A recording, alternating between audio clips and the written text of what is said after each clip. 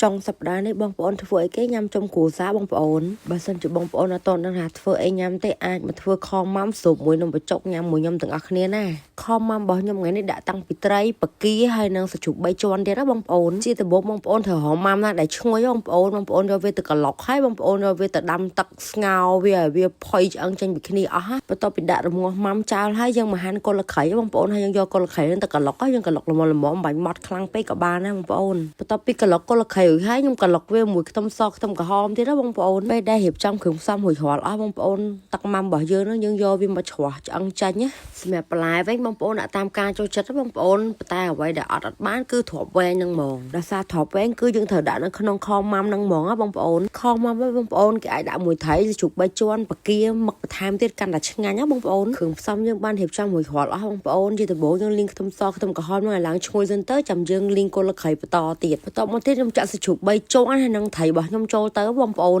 យើងឆាត្រីហើយនឹងសាច់ជ្រូក3ជាន់នឹងជាមួយកុលខៃខ្ទឹមសខ្ទឹមក្រហមនឹងឆាឲ្យវាឡើងឈ្ងុយចូលគ្នាសិនណាបងប្អូនចាំយើងបន្ថែមវាជាមួយប៊ីចេងស្ករទឹកត្រីប្រេងខ្យងពេលយើងប្រើទឹកត្រីយើងត្រូវចេះស្មានណាបងប្អូនដើម្បីកុំឲ្យប្រៃជ្រុលព្រោះទឹកម៉ាំរបស់យើងហ្នឹងក៏វាមានជាតិប្រៃរួចដែរយើងរងាស់ត្រីហើយនឹងសាច់ជ្រូក3ជាន់នឹងឲ្យរៀងកោកទឹកតិចបងប្អូនចាំយើងចាក់ទឹកម៉ាំរបស់យើងចូលទៅណាហើយពេលដែលចាក់ទឹកម៉ាំចូលហើយយើងចាក់ទ្រាប់វែងចូលទៅហ្មងរងចាំឲ្យវាពុះរងចាំឲ្យទ្រាប់វែងនឹងឆ្អិនគឺរួចរាល់ជាការស្រេចបាត់ហើយបងប្អូនសម្រាប់បកាវិញយើងដាក់ចុងក្រោយគេបងប្អូនដោយសារបកាវាងាយឆ្អិនអញ្ចឹងណារបៀបញ៉ាំខម៉ាំហើយបងប្អូនអត់ខុសអីពីរបៀបញ៉ាំសាឡននំបញ្ចុកទេដាក់តែបន្លែអញ្ចឹងមកដាក់នំបញ្ចុកចូលហើយយើងស្រូបអាទឹកម៉ាំនឹងមកពីលើគឺរួចរាល់ជាការស្រេចបាត់ហើយអ្វីដែលពិសេសជាងគេទៀតគឺម្ទេសឆារបស់ខ្ញុំនេះហ្មងបងប្អូននិយាយពីហិលកាហាយអស់ស្ទះហ្មងណាខម៉ាំបងប្អូនបើសិនជាបងប្អូនញ៉ាំមួយនំបញ្ចុកបងប្អូនត្រូវខឲ្យដាក់ទឹករៀងច្រើនអញ្ចឹងណាសម្រាប់បន្លែបងប្អូនត្រូវប្រើដូចក្នុងវីដេអូនឹងអញ្ចឹងវីដេអូខម៉ាំញ៉ាំមួយនំបញ្ចុករបស់ខ្ញុំបានចប់ហើយបងប្អូនស្រឡាញ់ចូលចិត្តជួយ like ជួយ share follow page ម្នាក់មួយផងណាអរគុណបាយបាយជម្រាបលា